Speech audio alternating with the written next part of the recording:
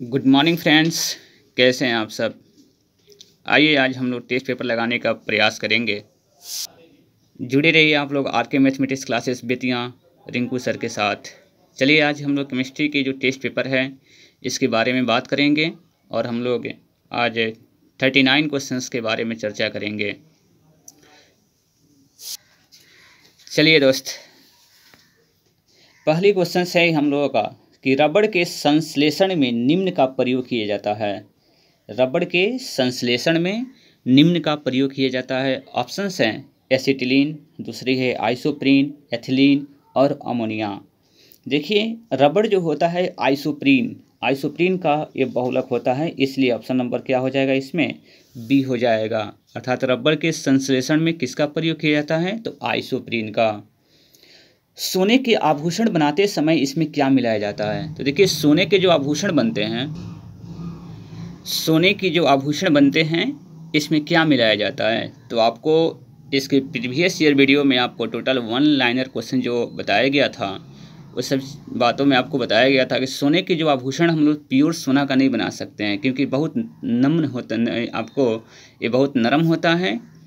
तो आपके पास सोने को आभूषण बनाते समय इसमें तांबा का प्रयोग किया जाता है। किसका प्रयोग किया जाता है, तो तांबा का। नायलॉन बनाने में प्रयुक्त कच्चा पदार्थ कौन सा है, तो नायलॉन बनाने में प्रयुक्त कच्चा पदार्थ क्या है, एथिलीन है या एपेडिक अम्ल है या यूरिया है या फॉर्मल्डिहाइड है। तो इसमें नायलॉन बनाने के लिए प्रयुक्त कच्चा पदार्थ एपेडिक अम्ल का यूज करते हैं, एपेडिक अम्ल का। मोमबत्ती का जलना रासायनिक परिवर्तन है, भौतिक परिवर्तन है या उपयुक्त दोनों है। तो देखिए जो आपके पास मोमबत्ती का जो जल जाएगा तो फिर तो आपको फिर मोमबत्ती हम लोग नहीं बना सकते हैं। तो इस प्रकार जो फिर पुनः उसकी अवस्था में नहीं ला सकते हैं तो वो आपको रासायनिक परिवर्तन होता है। और आपको बर्फ़ का जमना भौतिक परिवर्तन हो जाएगा, तो इसको ध्यान रखिएगा। मोमबत्ती का जलना क्या हो जाएगा, रासायनिक परिवर्तन।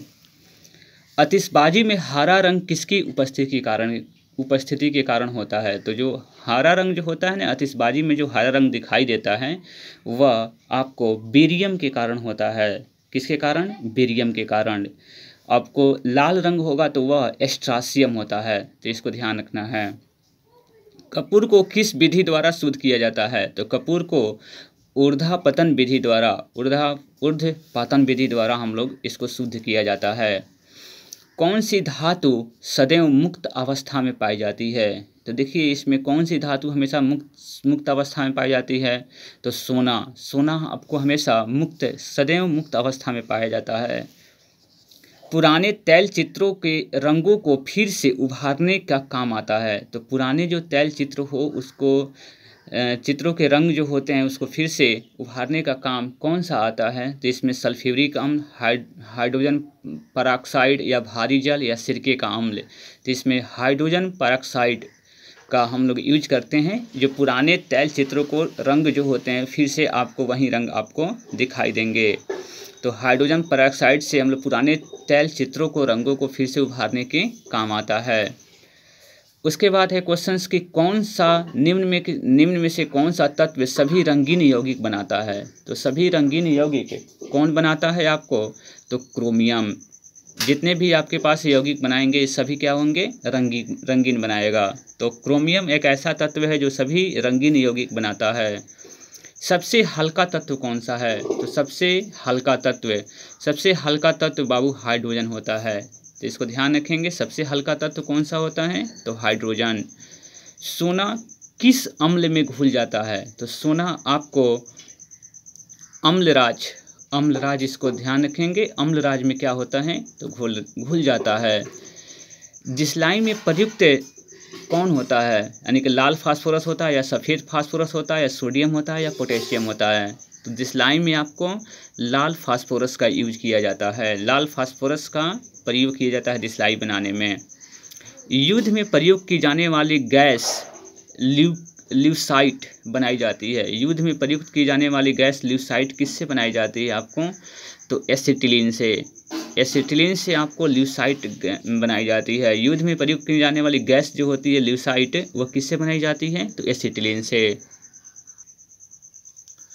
लार में पाया जाने वाला एंजाइम जो कि स्टार्च को ग्लूकोज में परिवर्तन करता है, लार्ज में पाए जाने वाला जो एंजाइम है वह स्टार्च को किस में कन्वर्ट करता है, तो ग्लूकोज में।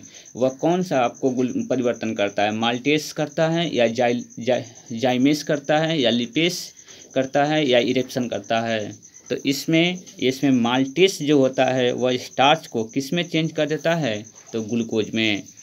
पेट्रोल में विषैला मिश्रित पदार्थ कौन सा है, तो पेट्रोल में विषैला मिश्रित पदार्थ कौन सा है, तो ब्यूटेन है या टेट्रा एथिल लेड है या नाइट्रोबिलिन या डीडीटी। तो इसमें टेट्रा एथिल लेड जो होता है वो पेट्रोल में सबसे विषैला आपको मिश्रित पदार्थ होता है।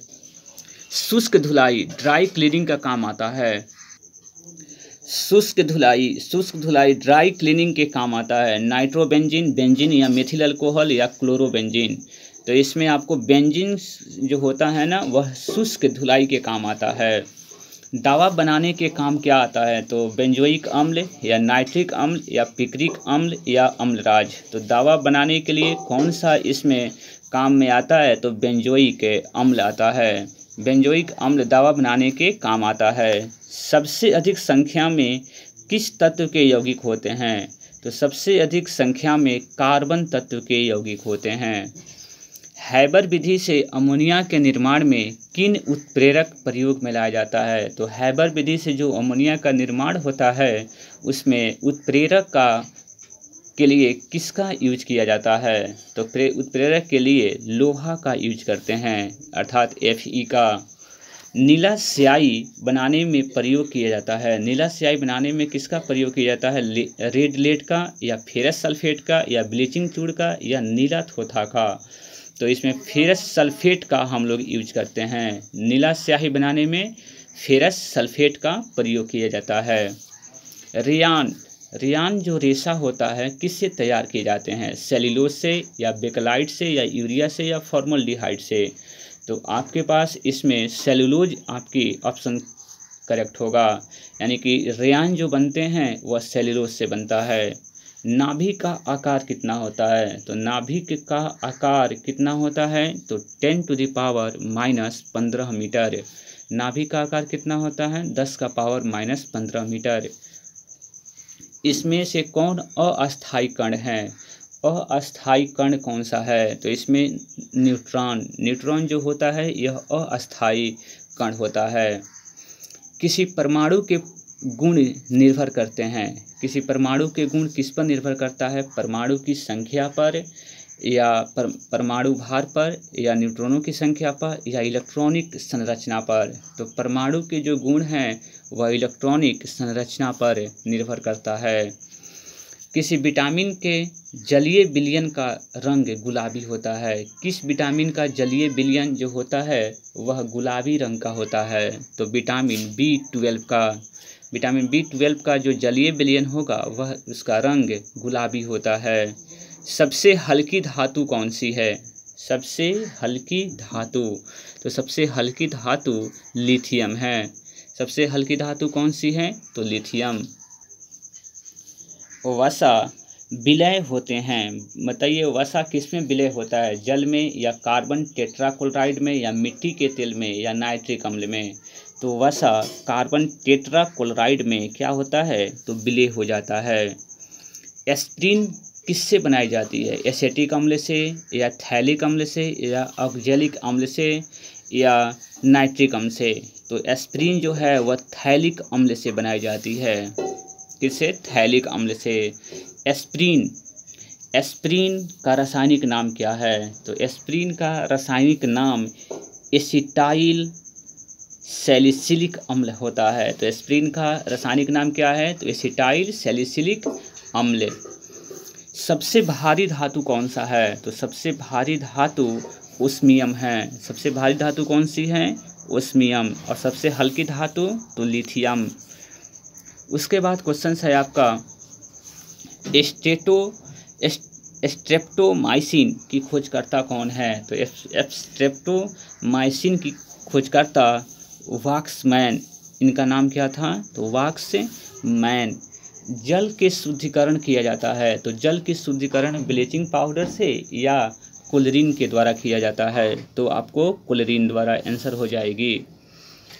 उसके बाद क्वेश्चंस हैं, सबसे अधिक विद्युत ऋणीय तत्व कौन सा है? तो सबसे अधिक विद्युत ऋणीय तत्व कौन सी है?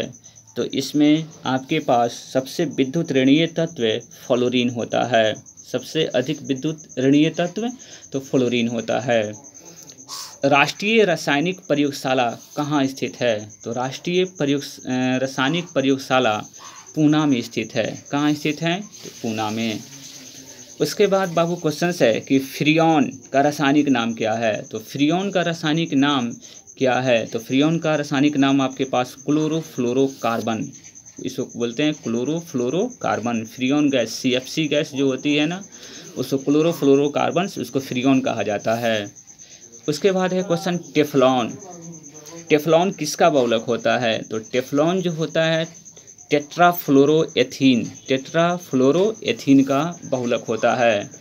संश्लिष्ट रेशा कौन सी है? तो संश्लिष्ट रेशा रियान होती है। रियान को संश्लिष्ट रेशा कहा जाता है। कांच पर लिखने के लिए किस अम्ल का प्रयोग किया जाता है? तो कांच शीशे पर लिखने के लिए किस अम्ल का प्रयोग किया जाता है? तो हाइड्रोफ्लोरिक अम्ल का यूज हम लोग कांच पर लिखने के लिए किया जाता है। समुद्री जल से नमक किस विधि द्वारा तैयार किया जाता है? तो समुद्री जल से नमक वाष्पीकरण विधि द्वारा हम लोग प्राप्त करते हैं। समुद्री जल से कौन सी नमक हम लोग किस विधि द्वारा प्राप्त करते हैं? तो वाष्पीकरण द्वारा। तो चलिए, हमने आज 39 क्वेश्चंस आपको इस टेस्ट पेपर 15 में लगाने का प्रयास किए। आप लोगों को फिर नेक्स्ट टेस्ट पेपर आपको फिर प्रोवाइड किया जाएगा। तब तक जुड़े रहिए आप लोग RK mathematics classes Bettiah Rinku sir के साथ।